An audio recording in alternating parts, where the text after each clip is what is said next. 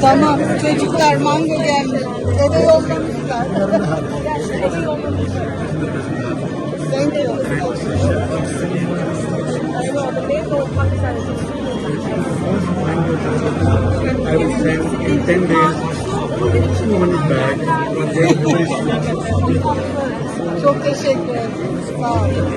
Half for you and half for my brother. Oh, thank you. My wife will bring. Yasak oldu.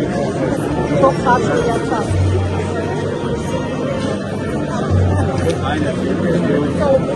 This time it's not very sweet. Okay.